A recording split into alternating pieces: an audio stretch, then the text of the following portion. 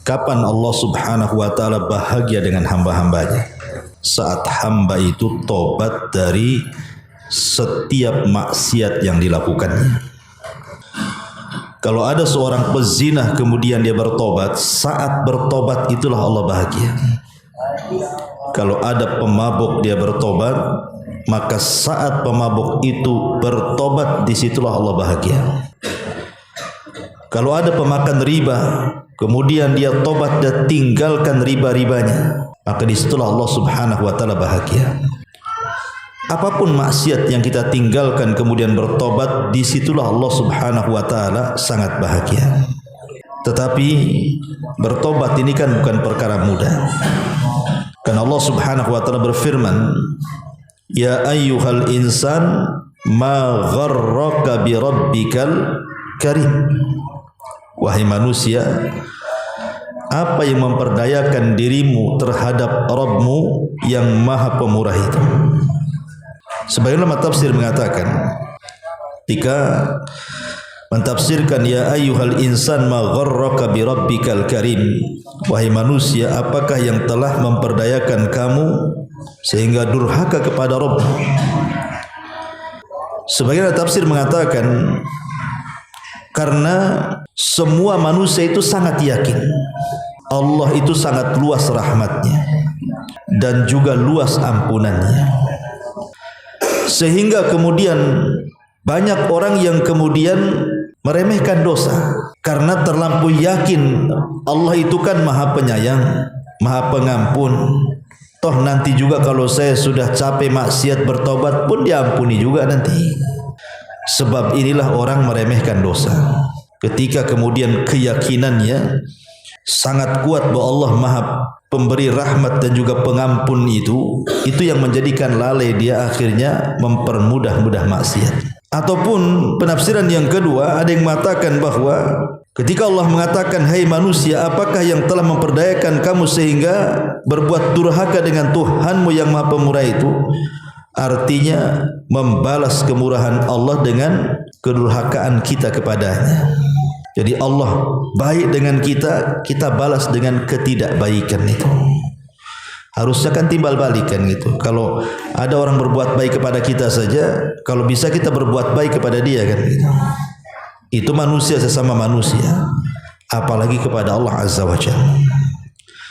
Tapi masyarakat muslimin yang muliakan Allah Azza wa Jalla, kalau saya bentangkan permasalahan taubat ini enggak selesai-selesai karena memang babnya panjang sekali. Tapi intinya adalah kalau cerita taubat, al-a'mal bi khawatimiha. Amal itu ditentukan akhirnya. Amal itu ditentukan akhirnya. Tapi akhir juga terkadang penentuannya di awal.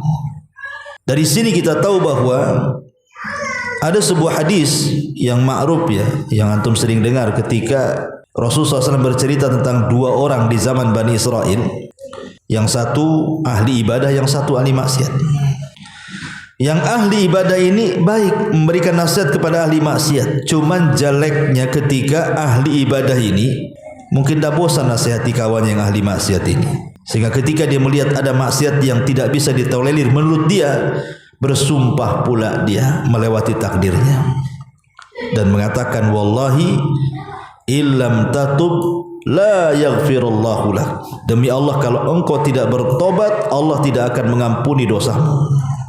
Maka Allah Subhanahu wa ta'ala murka dari langit dan mengatakan, siapa yang berani bersumpah menyebut-nyebut namaku, bahwa dia tidak akan diampuni dosanya oleh aku, kata Allah. Bahkan aku sudah ampuni dosa dia dan aku gugurkan amalan dia, katanya. Yang ahli maksiat dimasukkan ke dalam surga, yang ahli ibadah pula dimasukkan ke neraka. Artinya kan ampunan milik Allah. Allah berhak mengampuni siapa yang dikehendakinya. Bukan kita yang mengatur ampunan. Tapi yang jelas bahwa al-a'mal bi khawatimiha, kalau bisa setiap amal itu ditentukan akhirnya. Taib, ini diantara poin pertama ya, tentang masalah bagaimana Allah Subhanahu wa ta'ala itu sangat bahagia dengan hamba-hambanya. Masyaallah muslimin yang dimuliakan Allah Subhanahu wa ta'ala, Kemudian poin selanjutnya dijelaskan di mana Nabi SAW juga bersabda bagaimana bahagianya Allah Subhanahu wa taala kepada hamba-hambanya. Disebutkan dalam riwayat dari Ibnu Mas'ud radhiyallahu an. Ini ada yang mengatakan mauquf. Mauquf itu tidak sampai kepada Rasul tapi ucapan Abdullah bin Mas'ud. Tapi ada juga yang mengatakan hadisnya marfu sampai kepada Nabi. Di mana Nabi Abdullah bin Mas'ud meriwayatkan sebuah athar, innallaha la yadhaku ila rajulaini. Sesungguhnya Allah Subhanahu wa taala akan benar-benar tertawa kepada dua orang laki-laki. Kemudian beliau mengatakan yang pertama, rajulun qama fi lailatin baridatin min firashihi wa lihafihi wa disarihi fatawadda'a thumma qama ila salati fayaqulu Allahu azza wa jalla li malaikatihi ma hamala 'abdi hadza ala ma sana. Yang pertama yang membuat Allah Subhanahu wa taala sampai tertawa, dan ingat tertawanya Allah tentu beda dengan tertawa makhluknya. Tapi di sini ahli sunnah wal jamaah menetapkan sifat tertawa bagi Allah Subhanahu wa taala. Tentu tertawa sesuai dengan keagungan dan kemuliaan Allah. Laisa kamitslihi syai'un wa huwas samiul basir. Lah, ketika Allah Subhanahu wa taala tertawa menunjukkan apa? Bahagia. Karena di antara ekspresi orang bahagia kan tertawa. Kata Abdullah bin Mas'ud radhiyallahu an, pertama seorang laki-laki yang berdiri untuk salat malam di waktu cuaca yang sangat dingin bagi dia untuk bangun. Tiba-tiba dia bangun dari pembaringannya, bangun dari selimutnya, kemudian dia berwudu, kemudian dia salat malam. Maka Allah berkata kepada para malaikat, apa yang memotivasi hambaku ini melakukan hal tersebut? Dingin-dingin harusnya tidur ngorok, malah bangun solat malam pula. Apa yang dikehendaki dia? Maka kemudian para malaikat mengatakan, Rabbana raja'a ma indaka. Sesungguhnya dia melakukan tidak lain dan bukan karena mengharap apa yang ada di sisimu. Maka Allah Subhanahu wa taala katakan, fa inni qad a'taituhu ma raja wa amantuhu mimma yakhaf. Sesungguhnya aku sudah berikan keinginannya dan aku jaminkan aman dari rasa takutnya. Berarti yang kedua, orang-orang yang membuat Allah bahagia adalah orang yang tegak di malam hari dalam rangka salat tahajud. Ini Allah sangat bahagia. Ini yang kedua. Kemudian juga yang ketiga, disebutkan dalam satu redaksi hadis dari Abi Darda radhiyallahu an dari Nabi sallallahu alaihi wasallam. Hadis ini dikeluarkan Imam Hakim dalam Mustadraknya dan juga Imam Baihaqi dalam kitabnya Al-Asma wa Sifat dan juga Al-Haytami dalam Al-Majma' Az-Zawaid. Kemudian juga Imam Tabrani mencantumkan dalam kitabnya Al-Kabir dengan rijaluhu thiqat, para perawinya semua terpercaya. Apa kata Rasulullah? Salasatun yuhibbuhumullahu wa yadhaq ilaihim wa yastabshiru bihim. 3 orang Allah sangat mencintai mereka, Allah tertawa karena mereka, dan Allah bahagia karena mereka. Siapa 3 orang ini? Kata Nabi SAW, alladhi idhan kashafat fi'atun qatala wara'aha binafsihi lillahi azza wa jal fa imma an yuqtal wa imma an yansurahu Allah ta'ala wa yakfiyahu fayaqulu ungduru ila abdi hadha kaifa sabara li binafsihi. Yang pertama, seorang laki-laki ketika diutus dalam medan pertempuran, di hadapannya ada musuh besar, terang dia tembus musuh itu dan dia berjihad, betul-betul berjihad. Boleh jadi dia bisa terbunuh mati syahid atau mungkin ditolong Allah Azza wa Jalla. Maka Allah Subhanahu wa taala berfirman kepada para malaikatnya, lihat orang itu, kok dia bisa sabar karena aku, katanya. maka aku bahagia dan tertawa serta senang melihatnya, kata Allah. Kemudian juga yang kedua, walladzi lahu imra'atun hasanatun wa firashun layyinun hasanun fayaqumu minal laili fayaqulu yadharu syahwatahu wa yadhkuruni walau sya'a raqad. Yang kedua, antum punya istri cantik secantik-cantiknya, apalagi baru menikah. Tiba-tiba tengah malam antum tidak menemani istri antum di tempat tidurnya. Antum lebih memilih bangun, ambil wudu, kemudian tahajud. Padahal kalau dia mau, dia bisa bersenang-senang dengan istrinya, tapi dia gunakan malam itu untuk tahajud. Maka Allah Subhanahu wa taala katakan kepada para malaikat, coba lihat orang itu, katanya. Dia bisa meninggalkan syahwatnya. Kalau dia mau, dia bisa tidur. Tapi dia malah berdiri tengah malam, aku senang dengan dia, aku tertawa kepada dia, dan aku bahagia, katanya. Kemudian yang ketiga, dalam satu redaksi hadis ini, walladzi idza kana fi safarin wa kana ma'ahu rakbun fasaharu thumma haja'u faqama minas sahari fi dharra'i was-sarra. Seorang laki-laki yang melakukan perjalanan safar bersama teman-temannya. Mungkin safar dulu kan lain dengan safar sekarang, kan pakai kendaraan unta jauh gitu ya kalau safar itu kan. Apalagi safar haji umroh itu kan bisa berbulan-bulan, bertahun-tahun kalau zaman dulu tuh. Kata Nabi SAW, kemudian yang ketiga orang yang safar. Kemudian salah satu di antara mereka ketika lelah letih harusnya istirahat, maka di malam hari atau di siang hari dia gunakan lelahnya untuk sholat sunnah, untuk beribadah kepada Allah. Di saat manusia lelah letih kemudian tertidur, tidak, justru di waktu lelahnya dia beribadah kepada Allah. Maka Allah Subhanahu wa taala katakan kepada malaikat, lihat tuh orang itu, katanya, bagaimana dia bisa meninggalkan lelahnya karena aku, katanya.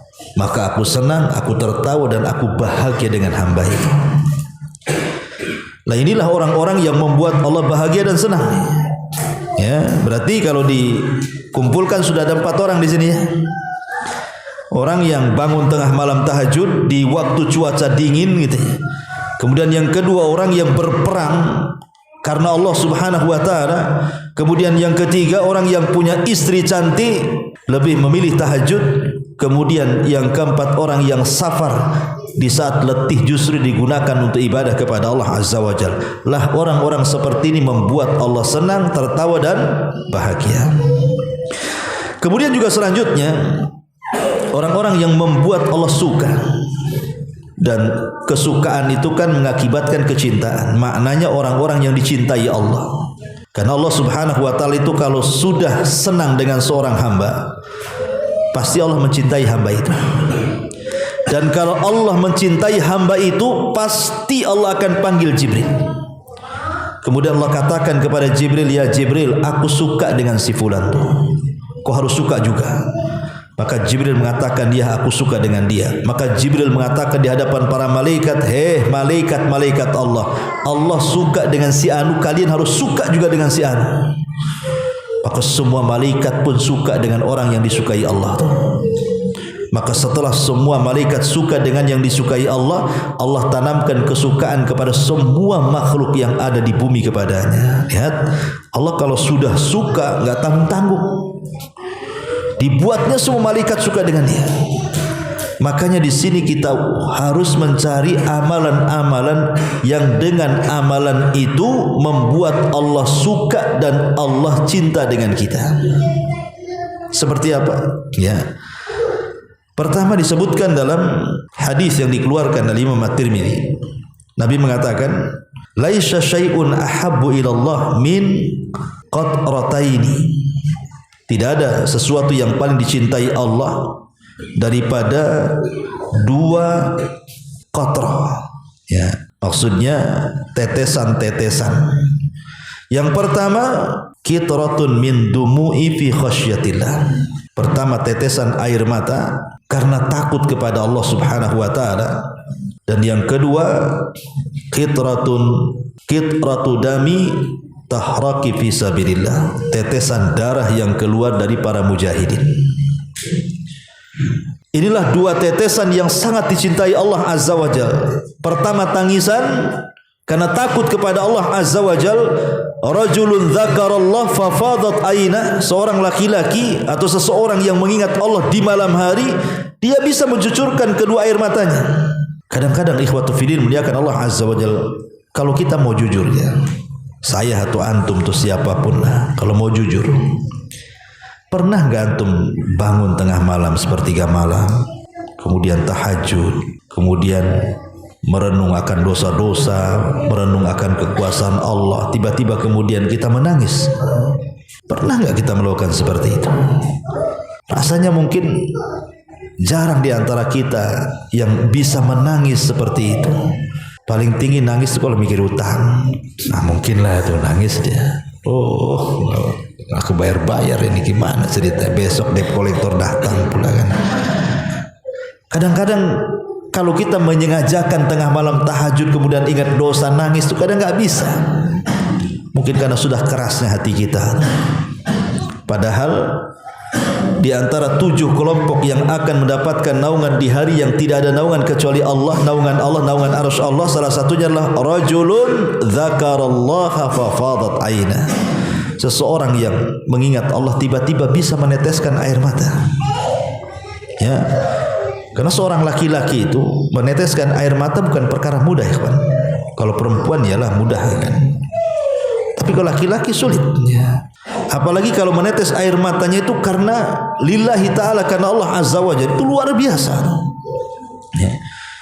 Jadi ini juga di antara hal-hal yang membuat Allah Subhanahu wa taala cinta. Kemudian juga Allah Subhanahu wa taala suka dan cinta kepada seorang hamba yang apabila mengamalkan sebuah amalan yutqinuhu, dia tekuni amalannya. Dia tekuni. Kata Nabi SAW, innallaha yuhibbu minal amil idza amila an yuhsina. Allah itu suka dengan seorang pekerja apabila bekerja sebuah amalan, maka dia memperbaiki amalan itu.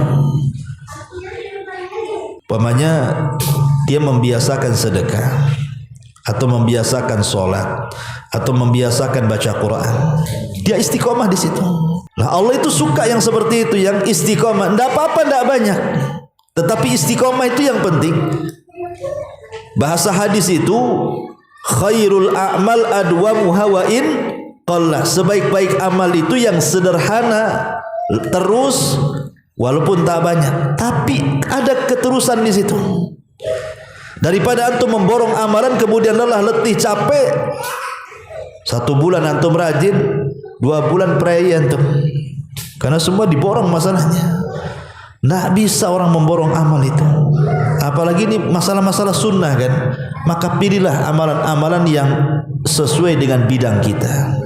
Bidang antum itu apa? Karena kan ada orang yang bisa puasa, tak bisa pula dia sedekah.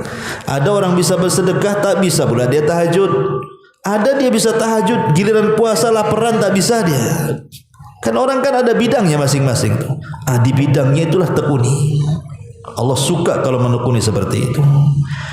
Kemudian juga hal-hal yang Allah suka nih adalah ar-radhi bil bala. Ketika Allah Subhanahu wa taala berikan ujian, dia bisa redha. Dan redha di atas bala ujian itu bukan perkara mudah. Makanya kenapa balasannya juga Allah menanamkan kecintaan kepada hamba tersebut. Karena apabila Allah Subhanahu wa taala hendak mencintai seorang hamba, maka pasti Allah akan uji kecintaannya. Innallaha idza ahabba 'abdan ibtalahu, kata Allah. Allah kalau mencintai seorang hamba sengaja Allah uji itu. Kemudian Allah katakan, Rasul katakan, faman radiya falahur ridha wa man sakhita falahu sukhtu. Siapa yang redha dengan ujian maka Allah akan senang dengan dia, tapi siapa yang murka dengan ujian Allah juga murka kepadanya. Maka orang-orang yang bisa sabar, orang-orang yang bisa redha dengan ujian itu, maka itu jalan menuju kesenangan Allah Azza wa Jalla kepada hambanya. kecintaan Allah kepada hambanya. Dan kalau kita ingin memudahkan ini ya, memudahkan supaya kita menghadapi ujian itu ringan, bagaimana caranya? Ya, maka lihatlah sirah para ulama salaf, ikhwan, atau paling tinggilah sirah Nabi kita Muhammad sallallahu alaihi wasallam. Saya tanya kepada antum, apa yang tidak ada pada Nabi dari musibah yang Allah berikan kepada kita? Semua ada. Sebutkan musibah antum apa? Semua ada pada Nabi. Kalau ada orang menangis gara-gara anaknya meninggal, anak-anak Nabi meninggal lebih banyak daripada anak-anak kita lagi.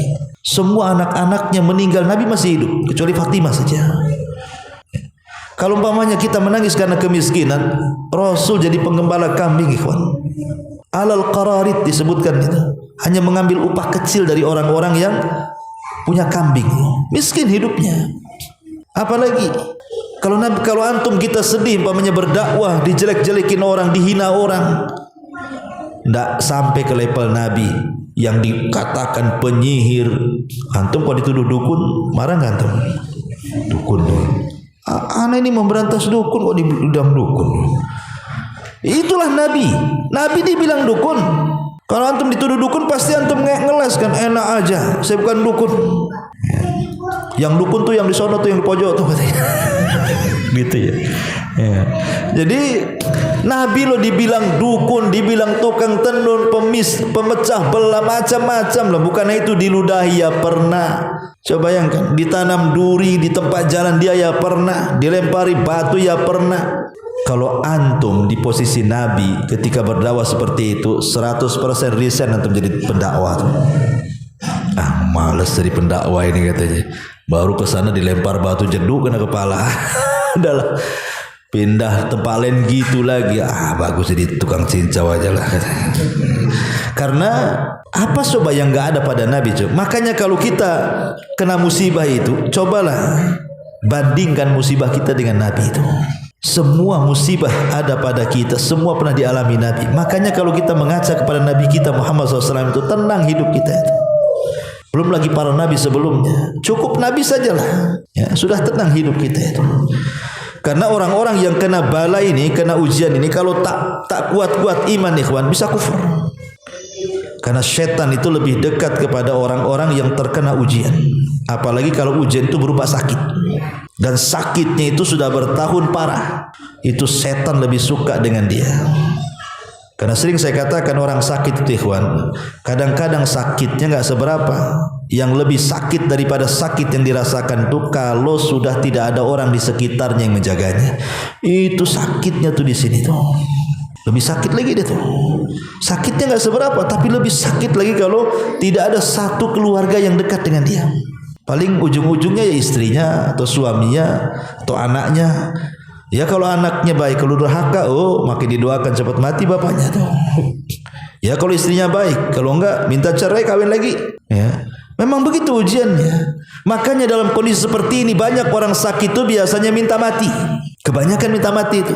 Ya Allah, matikan saya, wafatkan saya saja Rob, daripada nyusahin orang. Bagus saya mati. Ya. Tapi Rasul sallallahu alaihi wasallam melarang, tidak boleh. Kata Rasulullah, yatamayyana ahadukumul maut. Jangan kalian berangan-angan ingin mati. Kenapa? Ya boleh jadi kalau seandainya Allah panjangkan umurmu, maka engkau bisa menambah amalan. Tetapi kalau engkau banyak dosa kemudian dipanjangkan umurmu, adalah kesempatan tobat di situ. Maka jangan boleh. Kalaupun pengen, kata Rasul, wa in kana walabud, kalau memang harus berangan-angan kematian, maka berdoalah kepada Allah, ya Allah kalau kematianku lebih baik ya sudahlah, wafatkan saja. Tapi kalau kehidupanku lebih baik, cepat sembuhkan. Kalaupun harus gitu ya, seseorang itu berangan-angan kematian, maka berdoa seperti itu. Tapi intinya bahwa orang yang sabar ketika tertimpa bala ataupun ujian dari Allah Azza wa Jalla, maka tanda Allah suka dengan orang ini. Kemudian juga termasuk juga Allah itu suka dengan akhlak-akhlak yang lembut, arif. Allah Subhanahu wa taala, Rasul mengatakan innallaha yuhibbur rifqa fil amri kullihi. Allah itu suka dengan akhlak kelembutan dalam segala masalah. Bukan hanya berdakwah saja, dalam segala masalah, baik urusan dunia atau urusan agama. Karena asal memang dakwah sendiri adalah kelembutan. Wa in kunta faddan ghalidhal qalbi lan faddu min haulik. Kalau engkau keras wahai Muhammad dalam berdakwahmu, hilang loh, bubar semua orang-orang yang kau dakwai itu. Bayangkan, saya contohkan satu saja. Ketika Nabi SAW berdakwah kepada para pembesar Quraisy, kan biasa orang Arab itu kalau kepalanya masuk Islam, biasanya semua masuk Islam ke bawah-bawahnya kan. Contohnya umpamanya suku Aus. Ketika Sa'ad ibn Mu'ad masuk Islam, satu suku Aus masuk Islam gara-gara Sa'ad ibn Mu'ad tuh. Bahkan Sa'ad bin Mu'ad mengatakan, kalau kalian tidak masuk Islam, jangan satu atap, jangan satu kabilah dengan saya. Satu Aus masuk Islam. Makanya Sa'ad ini ketika meninggal arasnya bergegar. 70.000 malaikat turun mengantarkan jenazahnya. Karena jasanya mengislamkan orang Aus.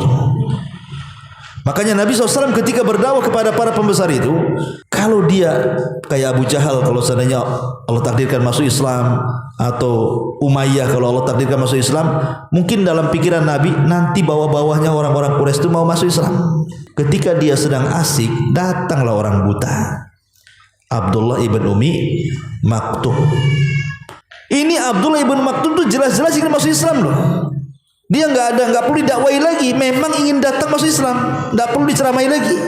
Sementara di pembesar-pembesar Quraisy ini, dia diceramai dulu, belum tentu habis ceramah itu bisa terima atau bisa tidak kan gitu. Namanya belum tentu. Lah yang sudah tentu-tentu malah kemudian oleh Nabi SAW dibuat masam mukanya dan berpaling. Kayaknya nggak suka gitu. Saya kan lagi ada acara dengan para pembesar, janganlah ganggu, nanti aja nih, bahasanya seperti itu. Jadi agak masam lah muka Nabi itu. Kemudian berpaling, turunlah surah Abasa wa tawalla an ja'ahul a'ma. Rasul bermuka masam berpaling ketika datang orang buta. Lihat, Rasul itu tidak ngomong, hanya mukanya aja masam. Tapi ini sudah tidak lembut lagi kan. Ketika tidak lembut, Allah turunkan surah Abasa. Ya. Makanya kelembutan luar biasa. Makanya ketika kemudian Abdullah ibn Umi Maktum sudah masuk Islam, Rasul senang apabila Abdullah ibn Maktum datang ke rumah dia. Apa kata Rasul? Marhaban biman atabani Rabbi, gitu. Selamat datang, gara-gara kamu aku ditegur Allah, katanya. Rasul itu, gara-gara kamu aku ditegur Allah, katanya. Selamat datang, katanya. Rasul senang dengan Abdullah ibn Maktum. Makanya kalau safar berjihad, yang memimpin kota Madinah itu diserahkan kepada Ibnu Maktum. Karena dia buta masalahnya. Tapi luar biasa, akhir hidupnya pun dia jihad. Walaupun buta, dia mati di perang Qadisiyah bersama Umar. Dia pegang bendera, mati syahid. Ya, Abdullah ibn Umi Maktum. Tapi syahidnya di sini bahwa kelembutan itu penting, karena kelembutan itu akan menghiasi segalanya. Dan itu Allah suka dengan ar-rifqu. Kemudian juga Allah suka dengan yuhibbullahu ar-rajul as-samha. Allah itu suka dengan orang-orang yang memudahkan urusan.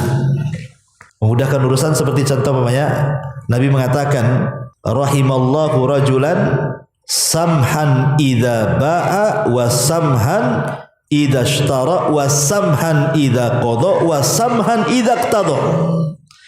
Semoga Allah merahmati orang yang mudah saat menjadi penjual, mudah saat menjadi pembeli, mudah saat meminjam hutang, dan mudah saat memberi kembali hutang. Jadi Nabi SAW mencontohkan, ya, jangan kita ini mempersulit dalam jual beli, gitu maksudnya. Karena banyak orang yang mempersulit jual beli itu. Kalau laki-laki, bapak-bapak insya Allah nggak ada yang mempersulit jual beli kan. Modelnya datang ke pasar, nawar berapa, 5.000, kresekin. Itu kalau bapak-bapak tuh nggak ada pilih-pilih, ya langsung masukkan ke karung, bawa balik. Kalau mama mana kayak mau kayak gitu, dicek satu-satu buahnya tuh, udah sompel sedikit apa, ini keluarin. Gak enak itu. Pokoknya mama kayak gitu. Makanya nggak ada bapak-bapak yang mau ngantar emak-emak ke pasar itu. Paling sampai parkir aja. Masuk sendiri. Capek kalau bawa ibu-ibu ke dalam pasar kan. Kadang-kadang yang ditulis tak dibeli, yang tak ditulis pula itu yang diborong. Ya. Makanya kenapa jangan mempersulit kalau jadi penjual, jangan mempersulit kalau jadi pembeli. Contohnya apa? Umpamanya kita ke pasar beli kangkung 1 ikat, beli bayam 1 ikat, beli apa 1 ikat kan itu. Anggaplah semuanya di total 50.000. 50.000. Biar senang dengan penjualnya, kasihlah sedikit. Kasih 55. Yang 50.000 harga sayurannya, yang 5.000 sedekah sirnya. Itu namanya sedekatus sir. Dilebihkan. Ya. Jangan pula harganya 49.000, uangnya 50. Berarti kan kembalian 1.000 tuh. Ditunggu yang 1.000 tuh. Nggak mau pergi dia. Mana kembaliannya? Nggak ada. Muter-muter satu pasar dia cari kembalian tuh. Gara-gara 1.000 itulah rugi dia. Karena kalau mau beli nggak ada. Kemana orangnya? Lagi nukar uang. Gara 1.000 coba. Mana samhannya, memudah-mudahkannya mana? Kalau 1.000 perak udahlah, ambil aja. Itu sedekah juga, sedekatus sir namanya. Itu kalau jadi pembeli. Kalau jadi penjual juga gitu. Pamannya antum jualan buah-buahan, beli bang 1 kilo, takar 1 kilo. Waktu pembelinya lagi meleng, nggak tahu, antum masukkan sedikit, berarti 1 kilo 1 dia nggak tahu padahal. Itu namanya sedekatus sir. Ya. Karena orang membeli buah-buahan tidak mungkin pula di kilo lagi di rumahnya kan. Kalau di kilo lagi di rumahnya dia orang jujur pasti balikin satuannya tuh. Rata-rata nggak ada orang beli buah-buahan pulang makan kan gitu. Lagi meleng nih pembelinya, cepat tuh masukkan. Ini enggak, bukan dimasukkan, diambil. Ya, lah ini kan repot, ngurangi 1 on lagi. Jadi ini masuknya ke tatfif. Nah, itu disebut samhan, memudah-mudahkan. Allah suka dengan yang memudah-mudahkan seperti ini. Dalam urusan apapun. Dalam urusan apapun dimudahkan. Bahkan Allah mengatakan fanadhiratun ila maisaratin, dalam hal hutang piutang. Memang itu uang kita. Dia sudah zalim. Ini sudah waktunya bayar tak bisa bayar. Tapi Allah mengajarkan apa? Fanadhiratun ila maisaratin. Kalau dia enggak sanggup bayar, tanya. Kira-kira oke, ini kan sudah jatuh tempo nih. Oke lah, saya ulur waktu sampai bulan depan ya. Nanti sudah depan lagi, antum datang lagi, belum bisa bayar, ya sudah, saya kasih 2 bulan lagi ke depan ya. Itu fanadhiratun ila maisar. Dan harus ditagih. Jangan bosan, malas Ustaz saya nagih. Kenapa? Udah ribuan kali saya tagih. Pura-pura bego aja dia katanya. Gitu. Nggak apa-apa, tagih aja. Jangan malu. Karena kalau antum nagih diingatkan, dan ingat selama dia tidak mengembalikan uang antum, sebanyak itulah pahala antum dapat setiap harinya. Sebanyak uang yang antum pinjamkan tuh. Coba bayangkan, bahagia sebenarnya orang yang kalau ngutangin orang nggak dibayar itu justru dapat pahala banyak. Kalau dia umpamanya 40 tahun tak bayar, 40 tahun dapat pahala tanpa harus sholat, tanpa harus puasa, tanpa harus berzikir, baca tahu udah ditransfer aja ya ke rekening bank syariah. Kalau itu udah dibayar berarti ya. Artinya bahwa intinya di sini Allah suka dengan orang yang mudah. Kemudian juga yuhibbullah al-haya was-sitra.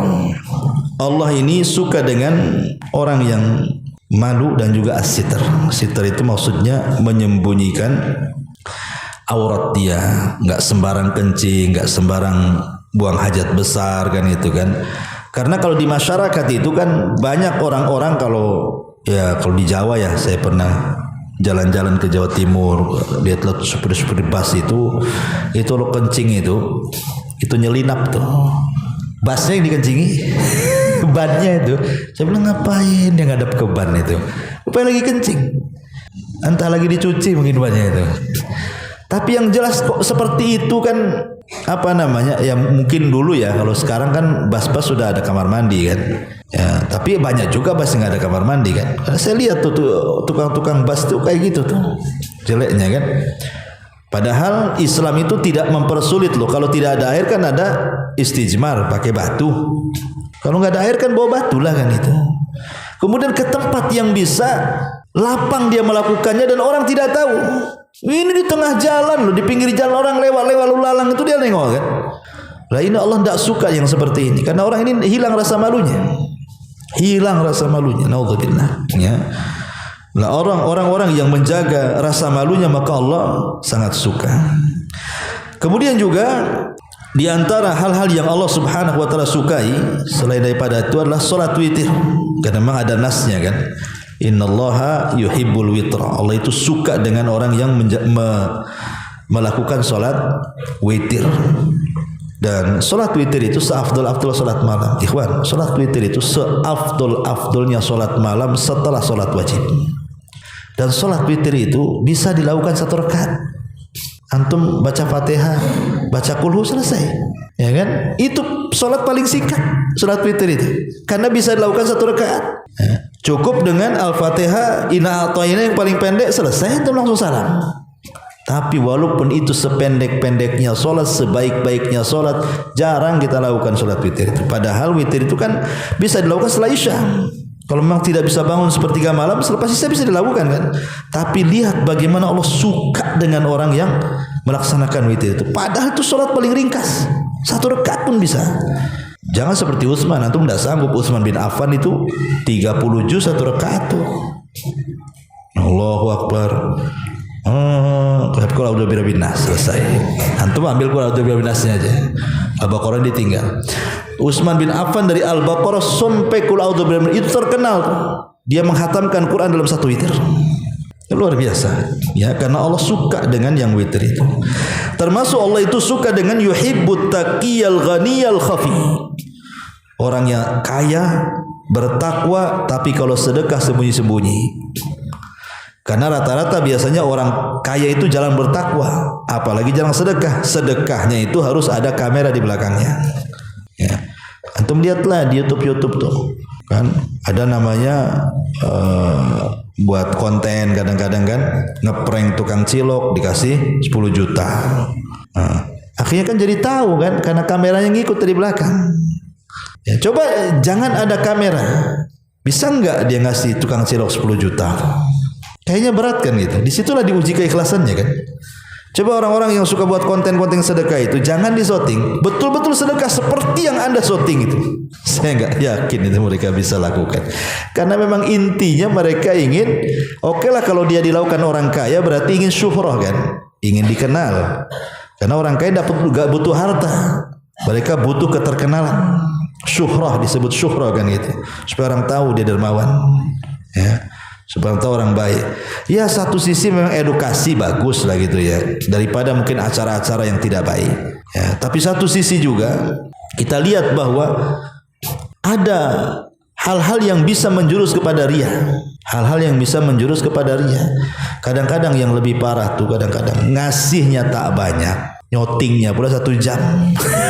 Ngasihnya dikit, tapi dipermalukan sama keluarganya. Sampai disoting ke rumahnya, ya Allah, kalau sampai begitu. Ya. Nah, ini makanya kalau ingin dicintai Allah, jadilah orang kaya yang bertakwa dan kalau sedekah sembunyi-sembunyi.